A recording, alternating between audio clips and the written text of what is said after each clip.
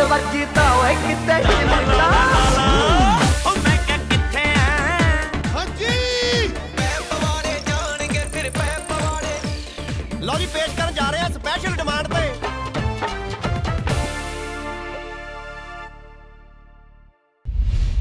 आपकी खिदमत में मैं अपनी चंद गजलें पेश करने की इजाजत चाहती हूँ। इजाजत है? अर्जुन वहाँ देखो, वो क्या है देखो तो मोहित के साथ 2 पिक्चरें की।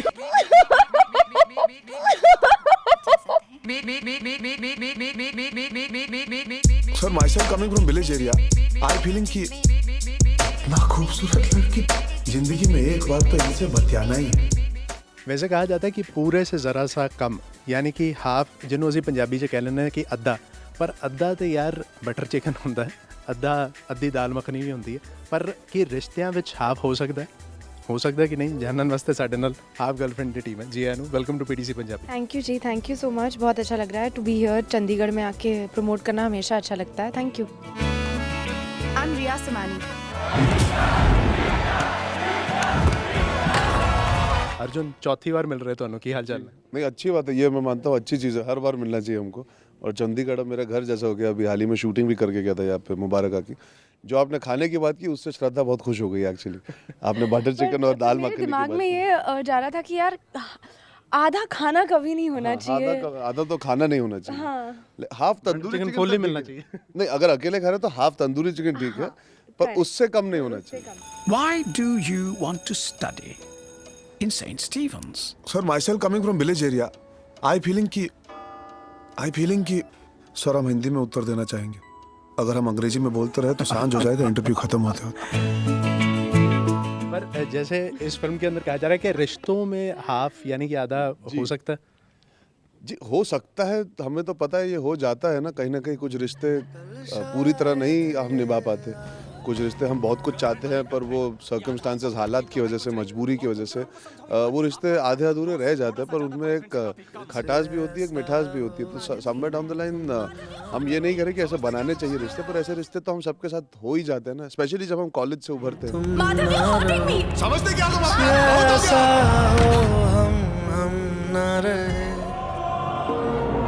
कौन से ऐसे पैरामीटर्स आपको लगते हैं, कौन से ऐसे ग्राउंड्स हैं जिस पे आप कह सकते हैं कि ये जो रिश्ता है ये हाफ है, यानी कि ये हाफ गर्लफ्रेंड है, ये हाफ बॉयफ्रेंड है? वो किन किन पैरामीटर्स पे खड़े होते हैं? एक चीज़ तो पता है, जो फिल्म होता है, सॉरी जो फिल्म कहीं ना कहीं आप अगर अकेले वक्त बिताओ तो ऐसा महसूस होता है कि वो सिर्फ आपके और आप सिर्फ उनके। लेकिन कहीं ना कहीं जब हम पब्लिक में एक दूसरे को इंट्रोड्यूस करें और फिर भी कहें कि ये सिर्फ मेरा दोस्त है या सिर्फ मेरी दोस्त है, तो वहाँ पे 100% आपको पता है कि कुछ ना कुछ एक कॉम्प्लिकेशन है। Because when you are alone that comfort is there, but पूरी दुनिया के सामने कहीं ना कहीं वो अभी तक इतना कॉन्फिडेंस नहीं है या वो रिश्ते को उतना दर्जा नहीं मिला that you can say that he और she is my girlfriend, boyfriend और whatever the relationship should B.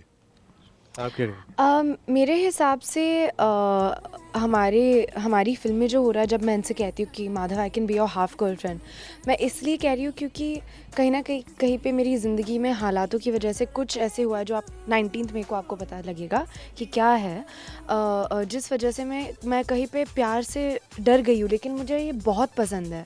और वो रियल लाइफ की भी प्रॉब्लम है। हाँ। ये इन्होंने फुल खुलासा कर दी। ये जब इस मूड में आ जाते हैं तो बहुत मज़ा आता है, बहुत टाइम पास करते हैं, बहुत फ़न हो जाता है हर इंटरव्यू। तो हमारी without just so you know guys he was joking सो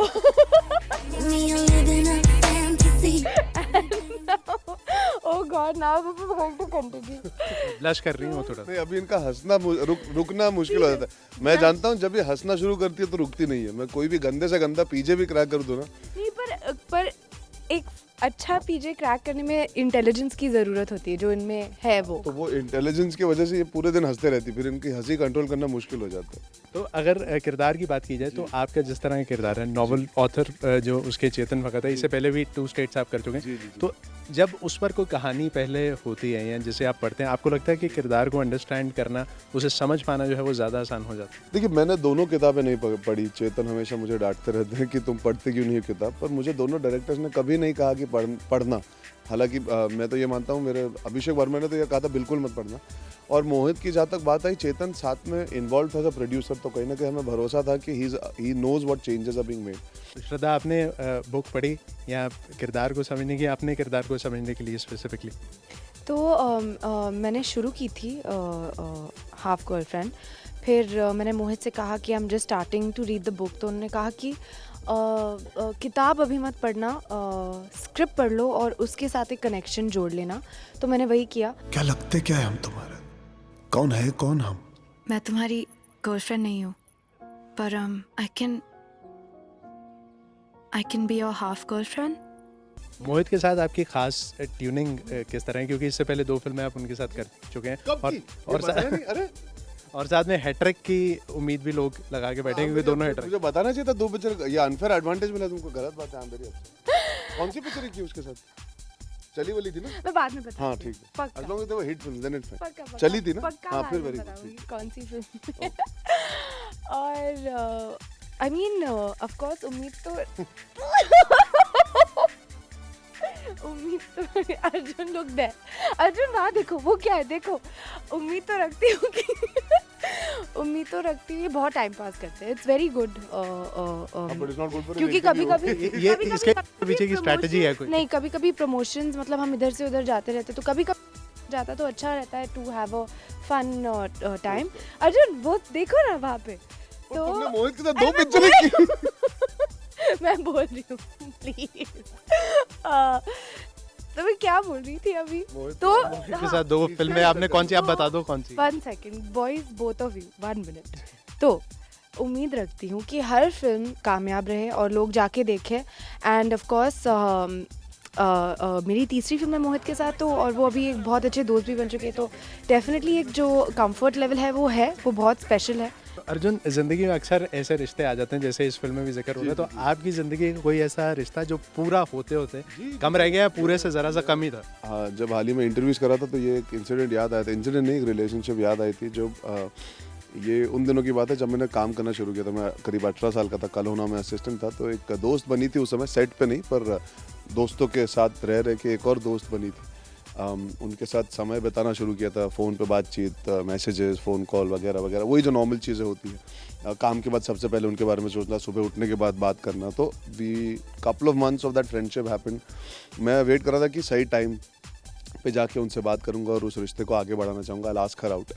तो उनका जन्मदिन आ रहा था और मैं बर्थडे एसेट, ये करेक्ट दिन है, आज मैं जाके आज तो मैं दिल की बात बोल दूंगा। और पूरा सज धज के निकला, एकदम सेट हो गया कि मतलब आज तो फोड़ देना है मैंने, कि सच बोलूँगा, क्या मज़ा आएगा, मतलब वो मेरे बाहों में आ जाएगी। पूरा मेरे दिमाग में बिल्डअप हो गया था रोमांटिक पिक्चर जैसा। मैं वहाँ पहुँचा बर्थडे पार्टी में, तो मैंने देखा लड़की चलते हुए आ रही है, साथ में लड़का चल के, और मैंने बोला अरे भैया है साथ में, तो भैया के सामने करूँगा तो आज तो मैं पुरुष नहीं महापुरुष बन जाऊँगा। वाह। वो आई मेरे पास और उन्होंने कहा मीट माई बॉयफ्रेंड। आज सुबह he asked me out.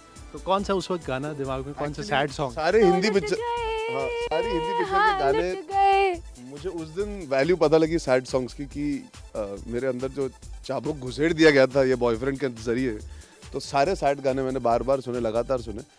But वही हो गया, उनको कहीं ना कहीं लगा शायद मैं इंटरेस्टेड नहीं हूँ, मुझे लगा शायद मैं टाइम लूँगा, उनको लगा कि शायद ये जो लड़का ऑलरेडी प्रपोज कर चुका है, शायद ये मेरे लिए से। तो वो जो एक कश्मकश होती है रिश्तों की, उसमें गाड़ी निकल गई। हाँ गाड़ी यहाँ तक पहुँच गई। देखो भी तुमको चाहूंगा, मैं फिर भी तुमको चाहूंगा। कुछ पता आपके साथ भी कभी ऐसा हुआ? स्कूल में मतलब मैं चाहती थी कि मैं किसी की फुल गर्लफ्रेंड बनूं, और एक क्रश था, और पर मुझ में हिम्मत नहीं थी कि मैं उसको बता सकूं, तो मैं उसको ब्लैंक कॉल देती थी। और मतलब एकदम ऐसे तैयार होके कि ब्लैंक कॉल देना है अभी, तो मैं ब्लैंक कॉल देती थी और उसकी मम्मी उठाती थी, तो फिर फुल चॉप हो जाता था। फिर वो उठाता था तो थोड़ा मतलब मैं बोल ही नहीं पाती थी। तो हाफ गर्लफ्रेंड भी नहीं मैं, क्वार्टर गर्लफ्रेंड भी नहीं मैं, ज़ीरो गर्लफ्रेंड बन गई उसकी। तो आई कैन अंडरस्टैंड कि जब डिफ़िकल्टी होती है बोलने में तो वो मतलब आसान नहीं होता। एक जल्दी से हमारे पास में जो फेसबुक के आपके फैंस हैं उनकी तरफ से दिया गया ये हाफ टेस्ट है, जिसे आप हाफ मार्क्स लेकर पार करेंगे तो आपको फुल नंबर इसके मिलेंगे। लेकिन इसमें यह है कि श्रद्धा से जुड़े हुए सवाल आपसे पूछे जाएंगे और श्रद्धा से आपसे जुड़े हुए सवाल। तो सबसे पहले एक ऐसा र्यूमर जो श्रद्धा के बारे में आपने सुना और उस पर पहले विश्वास नहीं हुआ और उसको कंफर्म किया फिर आपने। वरुण धवन मुझे बोलते थे कि श्रद्धा का क्या है ना, वो अगर एक बार सेट पे आ जाए तो वो पूरे दिन वन मोर मांग सकती है कि एक और टेक करते हैं, नहीं एक और बार करते हैं। तो मैं बोलता था नहीं यार ऐसे थोड़ी ना होता है, तेरे साथ हुआ होगा क्योंकि वो उस टाइप की पिक्चर है डांस में, you like to perfect it. ऐसे नहीं ऐसा नहीं होता। she'll be spontaneous also, but when I came on set I realized कि she is a perfectionist। Shraddha Kapoor का बस चले तो पूरे दिन एक ही शॉट पे ध्यान देंगी और जब तक डायरेक्टर वाओ चिल्ला नहीं देना सबके सामने तब तक उनका यू श्योर एक आई थिंक लेट्स प्लीज हाँ Arjun one more will try one. तो इनका क्या वन मोर कपूर हो गई थी एक पॉइंट पे। ये तो am I right? श्रद्धा कितने marks? Yeah, he is right. Yes, he is right. मुझे आधा मार्क तो मिल गया। चलो अब इनके से जुड़ा हुआ जो सवाल है वो यही है कि इनका कोई ऐसा र्यूमर जो आपने सुना और आपको लगा कि नहीं ये हो ही नहीं सकता। हम एक दूसरे को तो जानते थे, लेकिन इस फिल्म के थ्रू हमने बहुत टाइम स्पेंड किया एक साथ। पर जब नॉर्मली आप सोशली पार्टीज़ में मिलते हो तो मुझे लगा कि ये बहुत ही शांत है और ज़्यादा बोलते नहीं है, बहुत शर्माते हैं, वो है। लेकिन बहुत अच्छा लगा जब ये पीजेस क्रैक करने लगे अपने, जो बहुत ही अच्छे। किताब निकालनी पड़ी पीजे। क्यों? हाँ, और इनका सेंस ऑफ ह्यूमर बहुत अच्छा, बहुत कमाल का है। और ये भी बहुत अच्छा लगा जानकर कि ये बहुत अच्छा बोलते हैं, अंग्रेज़ी में भी हिंदी में भी। जो अपने मन में अपने दिल में आता है वो एकदम अच्छे से एक्सप्लेन करके समझा देते हैं। कोई ऐसा काम जो श्रद्धा ने शूट के दौरान हाफ हार्टेडली किया? श्रद्धा के अंदर वो एबिलिटी है ही नहीं कि वो कुछ हाफ हार्टेड कर सके, because she is very perseverant. तो जो लोग वैसे होते हैं ना वो चाहे दिन में 4 ही चीज़ करे वो पूरा ही करेंगे, उनसे तो होता नहीं है हाफ। अर्जुन का कोई ऐसा काम जो इन्होंने फुल मस्ती के साथ की? वो हमेशा इनकी चीज फुल मस्ती के साथ मस्ती में रहते हैं। ऑफ कोर्स ओनली व्हेन जब सीरियस सीन्स होते थे, जो ज़्यादा करके थे हमारी फिल्म में। पर इनके दोस्तों के साथ भी एक सीक्वेंसेस है फिल्म में जहाँ पे बहुत हंसी मजाक से रहते थे। पर जो सीरियस पोर्शन से तब वो बहुत मतलब चुप रहते थे, अपने आप में रहते थे, अपने सीन के साथ रहते थे। एंड आई थिंक कि वैसा ही होना चाहिए, क्योंकि कभी कभी सेट पे क्योंकि इतना हल्ला भी होता है, इतनी आवाज़ होती है, तो ये अपने में ही रहते थे। तो आई थिंक कि वो बहुत अच्छी बात थी।